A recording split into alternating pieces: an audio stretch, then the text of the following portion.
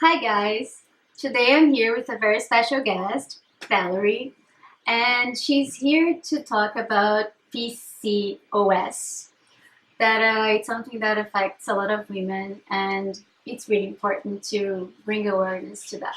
I'm Valerie. I'm 24 years old, and like you said, I suffer from PCOS, which is short for polycystic ovaries syndrome. In short, what that is a hormonal imbalance. So what it does is it affects, of course, your feminine hormones. All of that has to do with your menstrual cycle. Generally, it can cause also facial or body hair. It can cause weight gain. It can cause acne. So it's no fun. And I think not as many people as we wish are aware that it exists or that it affects at least that many women, because it's up to like 1 in 10 women here in Canada that suffer from it. Can you maybe tell me and everyone else, like, what are the most common symptoms? For me, the first symptom was acne. It started basically when I stopped taking the birth control pill, because when you take birth control, your hormones are, well, at first they're a little out of whack, but when you start taking it regularly, you have regular cycles. Some people say it helps them either lose weight or gain weight, depends on the person. So when I was taking it, I was just fine. And then when I stopped taking it, that's when it started. So I noticed I had a lot of acne, but I'm talking like a lot. My face was a field of acne. It was horrible. I can laugh at it now because it's obviously much better, but it was very rough because it's painful. It's very red and irritated. It wasn't no fun at all. So that was the symptom. Well, most women that suffer from PCOS have at least that one symptom. I gained a lot of weight. I honestly don't know how much, but it was visibly at least noticeable. So that was also very hard. I had gained weight to a point where it was unhealthy. And of course, hormones make you gain weight, but they make you hungry as well. So it's a vicious cycle, Keep eating, you don't feel great about yourself, keep eating more. I gained a lot of weight. So those are the two main ones, I would say, along with, like I was saying, maybe hair loss for some women, not for me, but some women deal with that, and excess body hair and excess facial hair as well. And when it comes to pregnancy? Well, since your menstrual cycle is affected and your hormones are affected, it's really harder to get pregnant. So PCOS is actually the #1 cause of female infertility in the world. So it's, as long as you don't try actually having a child, you won't necessarily know if you'll be able to. But I will say that some women having PCOS have no trouble, especially if they're taking medication and getting their hormone levels balanced. They can get pregnant. But for me, for example, I haven't had a period for a very long time, so I really don't know what it's going to come down to. So let's just say that if I get pregnant, I'll be very happy and very lucky. So it's harder for women that deal with what I have to get pregnant, but it's not impossible. Okay. Is there something that people tell you or ask you or comment whenever you say that you suffer from it that really bothers you? Well, no matter the situation, I think people feel entitled to say some stuff. You must know, everyone knows what it's like to get someone telling you a comment that you didn't ask for, or sometimes it's totally out of a positive, they're trying to be nice, but it's not.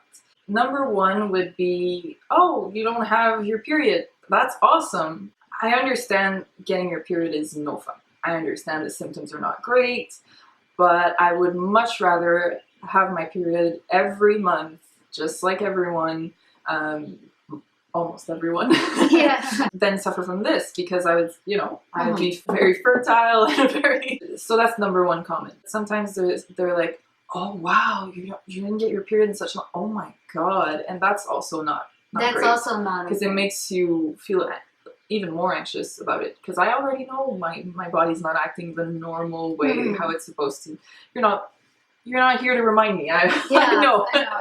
I really understand how, like, the comments from especially strangers, like, don't know anything about you, can affect your life? I think also people assume that you're a woman, you're supposed to have children, you're supposed to be pregnant, you're supposed to have your period, you're supposed to be experiencing all those things. So just be careful. I mean, some people are just they're like, hey, you're gonna have kids one day, and that always hurts. I mean, it's super positive, and it's like, okay, I'm in this great relationship, I want children. Women don't have to do anything. First of all, we don't have to do anything. Whenever like you get married, the first thing people say is like, oh, so when are you having children? Like, what if I don't want to have children? What if, I don't know, like, what if I can't have, you know, like, that's not something you should, like, pressure someone. I think that's why it's important to know that not all women can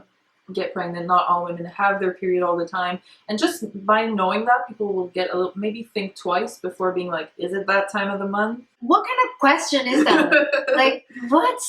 Whenever like we're in a bad mood, people assume you're having your PMS. Like, that's none of your business, you know. So like, much information. Yeah, it's too much information. I take medication. I take medication to level my hormones. I actually take some medication that trans women will take, like male to female transgender people will take some medication that I take. My boyfriend, my fiance, is trans. It's female to male transgender, so he takes hormones as well. So not only does he get to understand me, which is great. Like, we don't understand 100%, of course, because we're living completely different situations, but it helps to have someone that is there and understands. Your body's not working the way you want it. You feel like you're missing some important, you know, I feel like I'm not feminine enough because of it, but that's just my, you know, my perspective, and that's, you know, what makes me a little uncomfortable with myself. He understands that. This is my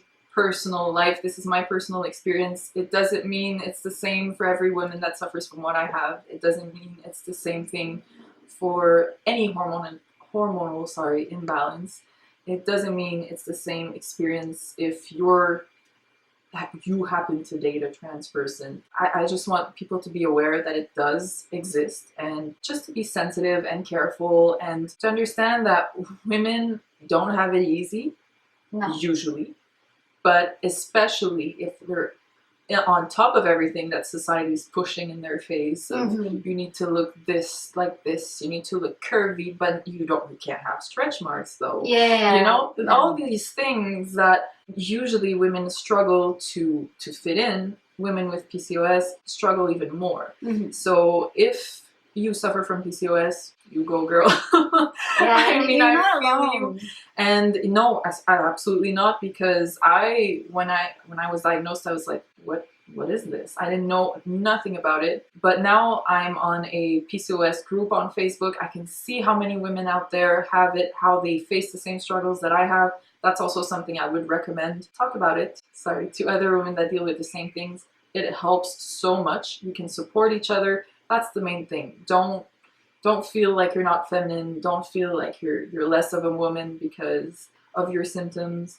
That's what I struggle with, honestly. The more we talk to other people about it, like, the more we see that we're not alone. So it's important to share. Like she said, be sensitive about like what you say to other people, because you never know what they're going through, right? I can send you different links also that you can put down the video, like important, good resources that if you think you have PCOS, you can check out.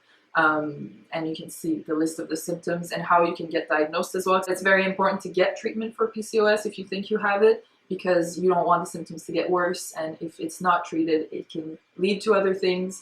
Thank you so much for being here with me today. It was my pleasure. It was fun. It was so good. Adorable. So, guys, that's it. I'll see you next week. Bye. I already up. PCOS. Okay, 1, 2, 3 again. Guys, I'm having my period today. How do I start this? To talk about it. Yeah. Okay, so go, Jeremy.